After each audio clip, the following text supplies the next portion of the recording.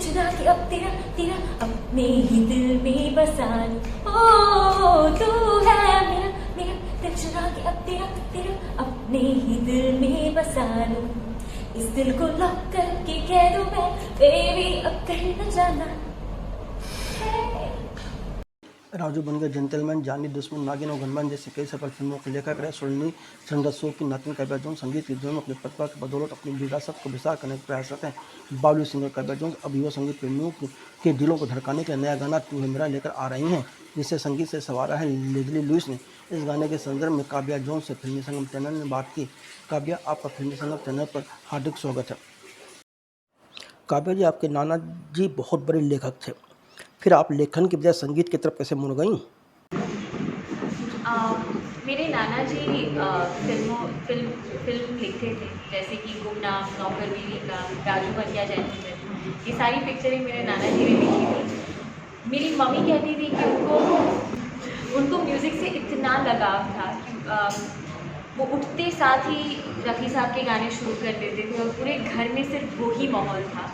And मेरी mummy की खुशनसीबी थी कि उन्होंने शादी भी एक सिंगर से ही की, क्योंकि मेरे पिताजी सिंगर हैं, तो उनके लिए कुछ बदलाव ही नहीं आया, वैसे ही था माहौल। शुरू होते ही रफ़ी साहब और लता जी और आशा जी के गाने शुरू हो जाते थे।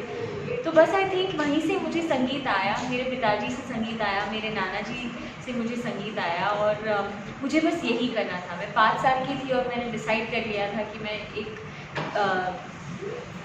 मुझे लता जी के गाने गाने थे, वही गाने मैंने सुने, और मुझे बस एक सिंगर ही बनना था। गायक बनने के लिए जी, आपकी तैयारियां क्या रहीं? किस तरह की ट्रेनिंग ली आपने और किस किस को आपने गुरु बनाया? मेरे गुरु काफ़ी हैं, बचपन से लेके अभी तक। मेरे पिताजी से शुरुआत करूँगी, क्योंकि वहीं से मेरा संगीत से पहला एक जो रिश्ता था उन्हीं से शुरू हुआ।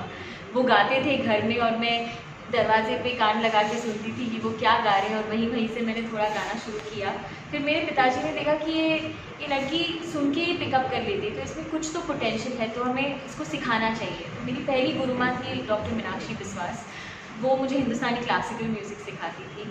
फिर स्कूल में थी तब सब इंग्लिश गाने गाते थे सब, और मैंने कभी ज़्यादा इंग्लिश गाने सुने नहीं, तो मैंने मेरे पिताजी को जाके कहा कि मुझे इंग्लिश गाना सीखना है, और मेरे पिताजी बहुत सपोर्टिव थे, बहुत हौसला देते थे मुझे। और फिर मैंने मेरी वेस्टर्न म्यूज़िक की जर्नी शुरू की। मैंने काफ़ी वेस्टर्न म्यूज़िक टीचर से सीखा, समांथा एडवर्ड्स, एल्फ्रेड डिसूज़ा, नामचीन गुरुओं से सीखा, और अभी ये गुरु मेरे मिस्टर लेस्ली लुइस। आपको अपने पिताजी में कौन सी खूबी नज़र आती है सबसे बड़ी? तो मेरे डैडी का नाम जिनेश वैद्य थे, और उनमें यही खूबी थी, क्योंकि मैंने मेरे डैडी को मैंने एक चीज़ उनसे सीखी, पैशन, क्योंकि उनकी फैमिली सब डॉक्टर्स थे, वो एक ही म्यूजिशियन थे। तो उन्होंने कैसे अपना हर एक ड्रीम को वो इतना अचीव करने में लग गए थे, और लगन से काम किया उन्होंने, और ये खूबी आई थिंक हर आर्टिस्ट में, और वो मैंने मेरे डैडी से एक चीज़ देखी और सीखी, और कोशिश कर रही हूँ कि वही मैं आगे लेके जाऊँ। आप संगीत सीख रही थी, पहली बार प्रोफेशनल रूप आपने कब गाया और उसका क्या रिस्पांस था? जब मैं अपने पिताजी के साथ सीख रही थी, तब मैंने साधना सरगम जी के साथ एक गाना गाया था, जब मैं 11 साल की थी, और वो बच्चों का एक गाना। फर्स्ट टाइम कभी एक स्टूडियो में गई, फर्स्ट टाइम साधना जी के साइड में खड़े होके मैंने 12 लाइनें गाई थी। मैंने काउंट किया था मैंने कितने लाइनें गाई, और माइक के सामने खड़ा होना, स्टूडियो का कैसा माहौल था, कभी नहीं जानती थी। तो वो पहला एक मौका था, और मुझे याद है कि उन्होंने मुझे बाबी डॉल भी दी थी कि तुम बहुत अच्छा गाती हो। तो हाँ, वो एक बहुत यादगार किस्सा था। कौन सा गाना था वो?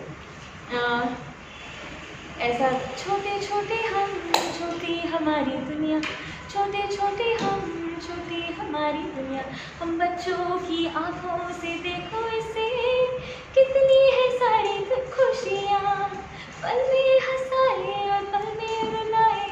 ऐसा एक गाना था, वो बच्चों के लिए था। तो अब तक वो आपका जो करियर रहा है जी, उससे किस रूप में अब आप देखती हैं?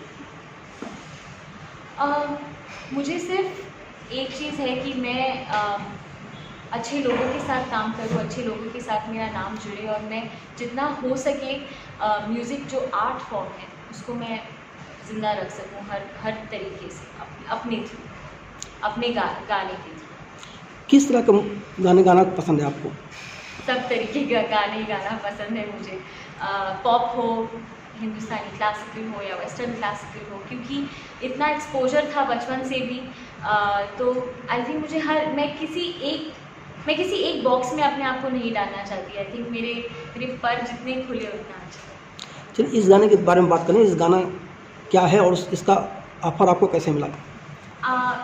एक वजह यही थी कि हाँ, मैंने पिछले गाने सर के साथ गाए थे और काफ़ी मेरा एक पूरा एल्बम बाहर है ऑलरेडी जिसमें 3 गाने हैं। तो सर ने कहा कि अब अगर हम आएंगे एक वक्त के बाद मेरा गाना लेके, तो आई थिंक ये कुछ यूनिक होना चाहिए, कुछ डिफरेंट होना चाहिए। तो ये कहीं I don't think so sir ने मुझे फ़ोन उठा के बोला कि चलो मैं आपके लिए गाना बना रहा हूँ। आई थिंक ये कॉन्वर्सेशंस में ही होता गया कि अब मुझे एक गाने के साथ आना चाहिए, और ये गाना काफ़ी अलग है मेरे पुराने गानों से भी। तो जैसे कि सर मुझे कहते हैं कि मेरे में बहुत ड्रामा है, मेरा हर मूड एक गाने के थ्रू आता है। तो आई थिंक यही एक वजह थी कि मुझे अभी एक नए गाने के साथ आना। आपके अनुसार इस गाने में क्या क्या अलग चीज़ें हैं जो दूसरे गानों में नहीं थी आपके? हाँ, इसमें यही है कि इतना इमोशन है एक ही गाने में, क्योंकि जैसे कि मैंने एक गाना गाया था आजा मेरी बाहों में, वो मेरा पहला गाना था, उसमें सेंसुअलिटी बहुत थी, बट वही एक इमोशन था। अब ये गाने में इतना उतार चढ़ाव है, कहीं वो गाना मेलोडियस हो जाता है, कहीं वो गाना फंकी हो जाता है, कहीं मैं कहीं गुस्से से कुछ बोल रही हूँ, कहीं प्यार से कुछ बोल रही हूँ। तो इतने मूड्स, इमोशंस एक गाने में लाना, ये आई थिंक यही डिफरेंट है ये गाना। क्या एक ही गाने में इतने मूड लाने के लिए कुछ खास तैयारी करनी पड़ी पहले से आपको? हाँ, क्योंकि जब हम गाते हैं, जैसे हम बात कर रहे हैं आपके साथ, तो वो वॉल्यूम ऊपर नीचे होता है। हाँ सर आप क्या बोल रहे हैं, हाँ सर आप क्या बोल रहे हैं। तो ये मेरे गाने में भी था। उसके लिए वो कंट्रोल, वो ठहराव अपने गले में लाना बहुत ज़रूरी था मेरे लिए। और सर ने जिस तरीके से मुझे डायरेक्ट किया है, मुझे हमेशा सर एक चीज़ कहते थे कि वो माइक आपका कैमरा है, आप उसमें देख के और गा के सब इमोट करेंगे और ये झूठ नहीं बोलेगा। तो शायद से वो जिस तरीके से उन्होंने मुझे डायरेक्ट किया और मैंने जैसे अपनी आवाज़ के थ्रू उसको कंट्रोल किया, क्योंकि कहीं ना कहीं वो इमोशन ज़्यादा भी हो सकता था और गाने के माध्यम में हम इतना ज़्यादा तो नहीं दिखा सकते। तो वो एक इंटरेस्टिंग और थोड़ा ट्रिकी भी था मेरे लिए, थोड़ा मुश्किल भी था, बट मैंने कर लिया। पिछले 2 साल जो कोरोना के रहे, उस दौरान आपने क्या किया? जब कोरोना था तब मुझे और एक ख़ास अपॉर्चुनिटी मिली, क्योंकि मैंने एक एंथम गाया, एक इंडिया, जिसमें मैंने श्रेया घोषाल, बेनी दयाल, पप्पी लहरी जी सबके साथ कोलैबोरेट किया और लेज़ी सर के साथ, लेज़ी सर का कॉम्पोजिशन था। वो एक बहुत इंटरेस्टिंग प्रोजेक्ट था, क्योंकि हम अपने ही घरों में बैठ के, अपने ही घर के स्टूडियो से हमने एक गाना बनाया और इतने सारे नामचीन आर्टिस्ट और लेजेंडरी आर्टिस्ट के साथ मैंने कोलैबोरेट किया। तो वो एक चीज़ बहुत ख़ास हुई। और कोरोना में रियाज़ करने का टाइम बहुत मिला, बैठ के अपने संगीत को और निखारने का वक्त मिला। स्टूडियो में गाना गाना उस वक्त मौजूद डायरेक्टर्स की मदद मिलती रहती है, और जब आप घर में गा रही थी, रिकॉर्ड कर रही थी, उतनी मदद मिलनी संभव नहीं थी, तो वो कितना अनुभव, कैसा अनुभव था? बहुत मुश्किल था, क्योंकि मुझे समझ में नहीं आ रहा था कि मैं कैसे गाऊं, क्योंकि मेरे सामने डायरेक्टर नहीं है, मुझे गाइडेंस नहीं मिलती है। तो वो एक चैलेंजिंग प्रोसेस था। बट आई थिंक जब मैंने 3-4 बार गाना सुन लिया, क्योंकि एक रफ मिला था, मुझे एक मेलोडी मिली थी, और सर के ब्रीफिंग्स बहुत क्लियर होते हैं कि मुझे ऐसा ही चाहिए, मुझे इससे ज़्यादा नहीं चाहिए। तो आई थिंक उसके हिसाब से मैंने वो मद्देनज़र रखते हुए मैंने गा लिया। आगे की क्या योजनाएं आपकी?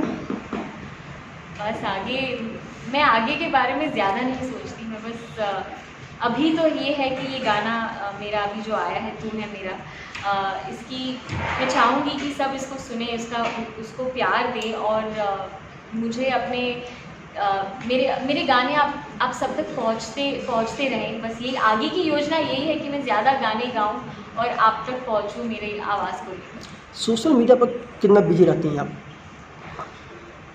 सोशल मीडिया पर बिज़ी रहना पड़ता है, क्योंकि यही एक सोर्स है जहाँ से हम आजकल के आर्टिस्ट अपना म्यूज़िक पहुँचा सकते हैं।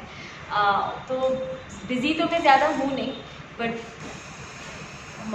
जितना कोशिश करूँ कम करने के लिए वो ज़्यादा बढ़ता ही जाता है। काव्या जी, फिल्मी संगम चैनल के साथ बात करने के लिए आपका बहुत बहुत धन्यवाद। Thank you.